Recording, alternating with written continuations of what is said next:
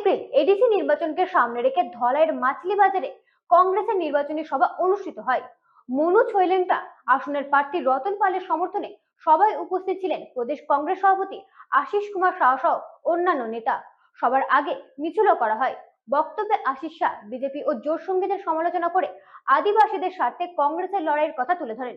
অন্যদিকে প্রার্থী রতন পাল জয়ের ব্যাপারে আত্মবিশ্বাসী জানিয়ে এলাকায় বিভিন্ন সমস্যার কথা উল্লেখ করেন।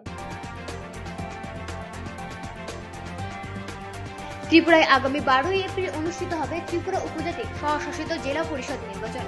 রাজ্যের আসন্ন এডিসি নির্বাচনকে সামনে রেখে রাজ্য জুড়ে জমে উঠেছে রাজনৈতিক কুচকাওয়াজ। এরই অঙ্গ হিসেবে ধলাই জেলার মাছলি বাজারে নির্বাচনী সভা করল কংগ্রেস। মনু ছৈলেংটা আসনের কংগ্রেস মনোনীত প্রার্থী রতন পালের সমর্থনে হয় সভা। উপস্থিত ছিলেন প্রদেশ কংগ্রেস সভাপতি আশিস কুমার শাহ, প্রদেশ কংগ্রেসের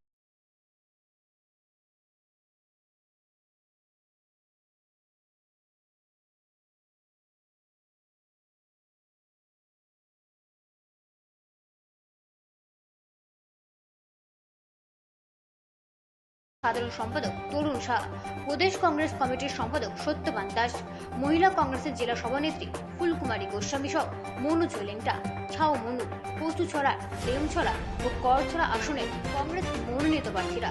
এদিন সভা শুরুর আগে কংগ্রেস কর্মী সমর্থকদের উদ্যোগে মাছলি বাজারে প্রার্থী রতন পালের সমর্থনে হয় মিছিল। মিছিল শেষে আয়োজিত পথসভায় বক্তব্য রাখতে গিয়ে প্রদেশ কংগ্রেসের সভাপতি আশিস কুমার শাহ বলেন, এই নির্বাচনে ভোটদানে বিভ্রান্ত হচ্ছে মানুষ। তিনি বলেন, যারা ভোটে প্রতিদ্বন্দ্বী তারাই সরকারি সুরে। তিনি বলেন, বিজেপি তীব্রমথা বা এবং আইপিএফটি সরকারের শাসন ব্যবস্থা চালাচ্ছে, কিন্তু এডিসিতে যখন নির্বাচন হচ্ছে তখন ভোটারদের কাছে আলাদা আলাদাভাবে ভোট চাইছে তারা। তিনি বলেন, এটা একটা কঠিন চ্যালেঞ্জ, তাই সিদ্ধান্ত নিতে হবে ভোটারদেরকে।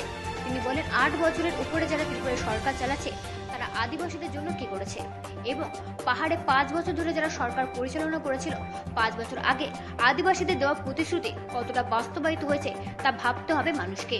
নির্বাচন এমন ভাবে অনুষ্ঠিত হচ্ছে এই রাজ্যের মানুষ বিভ্রান্ত। ভোট দেওয়ার ক্ষেত্রে তাদেরকে সঠিকভাবে সুচিন্তিতভাবে বিবেচনা করতে হবে। এখান থেকে যারা প্রতিদ্বন্দ্বী সরকারে তারা শরিক, আর নির্বাচনে তারা একে অপরের প্রতিদ্বন্দ্বী।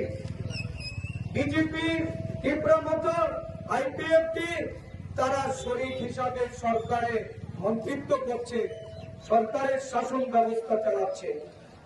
কিন্তু এই নির্বাচন যখন হচ্ছে এডিসি এলাকায় এসে বলছে, বিজেপি বলে আমাকে ভোট দাও, মথা বলছে আমাকে ভোট দাও, আইপিএফটি বলছে আমাকে ভোট দাও।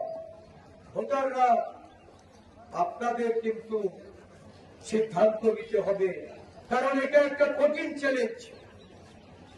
8 বছরের উপরে যারা এই রাজ্যের সরকারে আছেন, ত্রিপুরা সরকারে যারা আছেন, আদিবাসীদের জন্য তাদের কি বক্তব্য?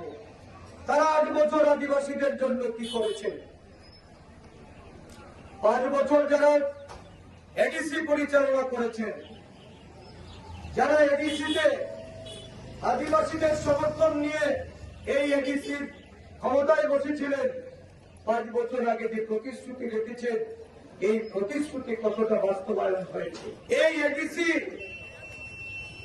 ত্রিপুরা সহ ভারতবর্ষের 4টি রাজ্যে সংবিধান সংশোধন করে প্রয়াত প্রধানমন্ত্রী ইন্দিরা গান্ধী, জাতীয় কংগ্রেস দলের প্রধানমন্ত্রী ছিলেন উনি, ওনার প্রধানমন্ত্রীত্বে সংবিধান সংশোধনের মাধ্যমে এই 6ষ্ঠ তফসিল উনি গঠন করেন, যার মাধ্যমে 1983 সালে এই রাজ্যে আদিবাসীদের রক্ষা কবচ, এডিসি এলাকার জনগণের তাদের উন্নয়নের জন্য, দ্রুত উন্নয়নের জন্য, বিকাশের জন্য দেশের প্রধানমন্ত্রী, কংগ্রেস দলের প্রধানমন্ত্রী যে পদক্ষেপ নিয়েছিলেন, আজকে 4 দশক পেরিয়ে আমরা 28টি আসনে প্রতিদ্বন্দ্বিতা করছি ত্রিপুরা রাজ্যে। এই নির্বাচন আজকে কংগ্রেস দল আপনাদের দ্বার প্রান্তে এসেছে। ত্রিপুরা প্রদেশ কংগ্রেসের সভাপতি আরো বলেন, জনজাতিদের স্বার্থে দেশব্যাপী লড়াই করছে কংগ্রেস, আদিবাসীদের স্বার্থে লড়াই করছে কংগ্রেস নেতা রাহুল গান্ধী। এরই অঙ্গ হিসেবে ত্রিপুরায়ও কংগ্রেস আন্দোলন চালিয়ে যাচ্ছে বলে জানান তিনি। আশিস শাহ এদিন দাবি করেন, ত্রিপুরার পাহাড়ে ধীরে ধীরে জমি খুঁজে পাচ্ছে কংগ্রেস। তিনি বলেন, যে কংগ্রেসের 2 বছর আগেও পাহাড়ে কোনো জমি ছিল না, সেই কংগ্রেস এবারে নির্বাচনে লড়াই করছে 28টি আসনে। তা দেখে অনেকেরই কপালে ভাঁজ পড়েছে বলে দাবি করেন কংগ্রেস নেতা। তিনি অভিযোগ করেন, ত্রিপুরার আদিবাসী যুবকদের জন্য নেই কোনো কর্মসংস্থান, নেই কোনো চাকরি। তিনি অভিযোগ করেন, আদিবাসী বেকারদের যারা একসময় চাকরির প্রতিশ্রুতি দিয়েছিল, সেই বিজেপি বা তীব্র মাথার নেতারাই ক্ষমতাসীন হওয়ার পর কোন লড়াই করছে কিনা আদিবাসী যুবকদের চাকরির জন্য।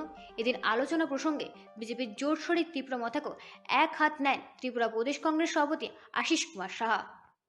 স্বার্থে আজকে কংগ্রেস দল লড়াই করছে, সারা দেশব্যাপী লড়াই করছে। কংগ্রেস নেতা রাহুল গান্ধী আদিবাসীদের জন্য লড়াই করছে, সংবিধানের সংরক্ষণ বাঁচানোর জন্য। যারা সংরক্ষণ মুছে দিতে চায়, যারা সংবিধান পাল্টে দিতে চায়, তাদের বিরুদ্ধাচরণ করে রাহুল গান্ধীজি দেশব্যাপী যে গণ আন্দোলন তৈরি করেছে, এই আন্দোলন ত্রিপুরা রাজ্যেও জাতীয় কংগ্রেস চালিয়ে যাচ্ছে। আজকে জাতীয় কংগ্রেস ধীরে ধীরে পাহাড়ের জমি খুঁজে পাচ্ছে।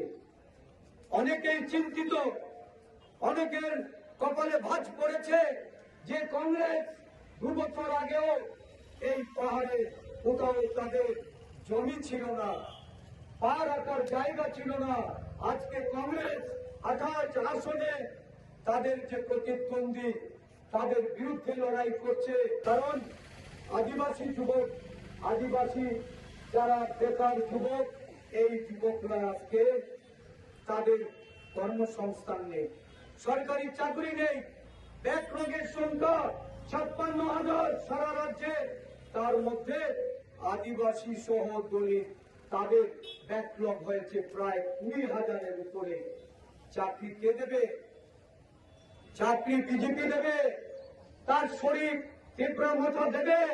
তারা চাকরির কথা যুবক যুবতীদের শুনিয়েছিল এক সময়, কিন্তু ক্ষমতাসীন হওয়ার পর আজকে এই রাজ্যের কোন বিজেপি নেতা, কোন মাথার নেতা যুবকদের চাকরির জন্য লড়াই করে না। কিসের লড়াই এটা? নীতি লড়াই, one last fight, no compromise. যারা বলেছে আজকে তাদেরকে কম্প্রোমাইজ করে ওই ক্ষমতা ভাগাভাগি করতে সরকারে গেছে। এদিনের নির্বাচনী সভা থেকে নিজের জয় নিয়ে যথেষ্ট আত্মবিশ্বাসী দেখা গেল প্রার্থী রতন পালকে। প্রতিক্রিয়া দিতে গিয়ে প্রার্থী বলেন, বাড়ি বাড়ি প্রচারে ব্যাপক সাড়া মিলছে ভোটারদের।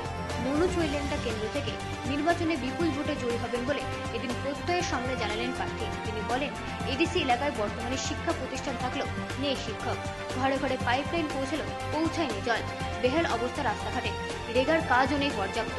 ফলে বিপন্ন হয়ে পড়েছে উপজাতি এলাকার মানুষের জীবন। ফলে এই নির্বাচনে কংগ্রেসকে জয়ী করতে মানুষ মত প্রকাশ করছেন বলে জানালেন প্রার্থী। 6 মনু ছিলেন তাতে 100% আশাবাদী। আমি ডোর টু ডোর প্রোগ্রাম করছি, ভালো সারা। এবার নির্বাচনটা খুবই টাফ হবে, নীরব বিপ্লব হবে। আমি 100% আশাবাদী এই কেন্দ্র থেকে নির্বাচিত। বর্তমানে রাজ্য সরকার যেভাবে তাদের মুখের কথা, কাজের কোনো কথা নাই। এডিসি এরিয়াতে যতগুলো শিক্ষা প্রতিষ্ঠান আছে, প্রত্যেকটা শিক্ষা প্রতিষ্ঠান আছে, কিন্তু শিক্ষক নেই। পানীয় জল ওনারা যেভাবে বলছে, ঘরে ঘরে পাইপলাইন গেছে, কিন্তু পানীয় জলের কোনো ব্যবস্থা নেই। রাস্তাঘাটের বেহাল অবস্থা এবং এমজিএম রেগা যেটা দেওয়া আমাদের উপজাতি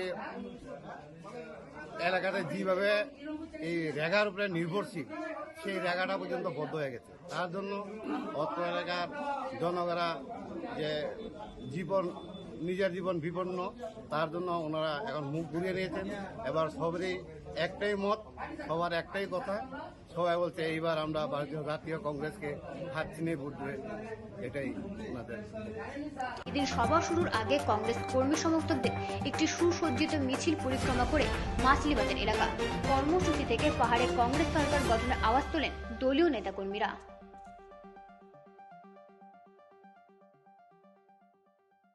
ব্যুরো রিপোর্ট, রাত দিন নিউজ নেটওয়ার্ক।